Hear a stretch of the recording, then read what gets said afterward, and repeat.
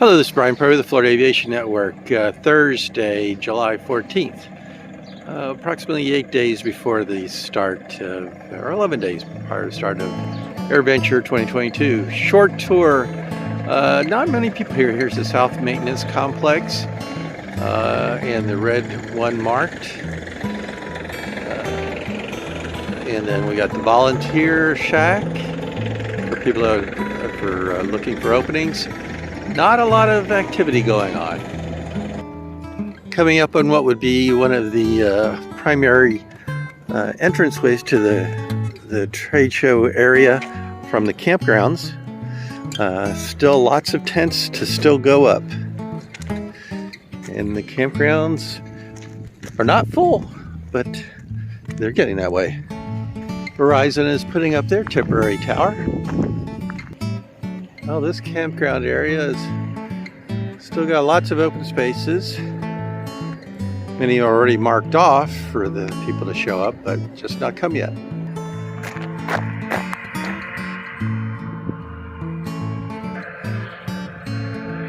Okay, got a little ultralight taking off. This next building is what usually is the Cirrus building. It looks like they're putting a nice deck on it. We're standing just north of Hangar D, the EAA International Federal Pavilion. As you can see, there's still a lot of open spaces. Things are going up. Across the way, coming up on what's usually the Cirrus building. Looks like they're putting a deck up on this one this time. And I'll do a crisscross. There's a tower to try to get as much in as I can. Here we are just south of Exhibit Hangar Charlie.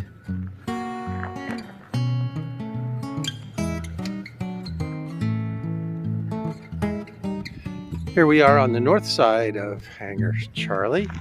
Moving down, you can see Hangar A, also where they've got a lot of the offices. Across the way you got the tower and the FAA Safety Center.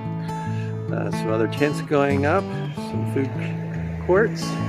Across the way we've got most of the education and career tents that are put up. There'll be more as far as schools and training availability, smaller exhibits and displays going up shortly. Here's another view from the east side of Hangar A. Over there you can see the EAA warehouse. On the further east side is more the merchandise area. The FAA Aviation Safety Center Forum area there, right at the base of the tower. And an information booth over there. Across the way there is the replacement for the old homes used for the press and media center. If you've gone with a larger tent configuration, I'll get a better pictures of that in a little bit. Okay, this is the new, even though they don't have the signs up, this is the location for the new press. They just put in new sod yesterday, so now they're watering it. It'll be interesting to see what it looks like inside. A much larger area, combination for press releases, press conferences, and media hangout. As we get closer to the flight line, further to the east, we have the AOPA tents and program pavilion. Across the way is some of the chalets or whatever for the closer for the air show. Got MBAA tent, Phillips 66 Honda Jet next to that. Okay, we are basically north and east of what was Boeing Plaza. As you'll notice, Boeing tents are going up where Ford used to be. Ford is not going to be here this year, and we're right next to the EAA warehouse where it's got the EAA merchandise available. Here we are on the Celebration Way looking westbound. We got the EAA Member Center, several EAA tents. This one here last year was the Pilot Proficiency Center. However, they've got a brand new addition to the museum for that, so it's totally separate. And right next to that is a Redbird tent, and then we got several Garmin tents. along the way. Just to the west of and behind some of the EAA tents, we got the Bendix King with the other exhibit hangar behind that, Bose, and the Wacko tent. Okay, here we are on north and east of Exhibit Hangar B, sponsored by Collins Aerospace. Out to the north, there we've got Lightspeed, Sporty Pilot Shop. They're usually there. So some EAA insurance, the Wacko tent, and once again the Bendix King Pavilion. Looking to the north, seeing the tower, other EAA Garmin tents. Looking to the east, Black Hawk Aerospace, Alpha Airline, Pilots Association International, Reisbeck Engineering, NAFI, National Association of Flight Instructors.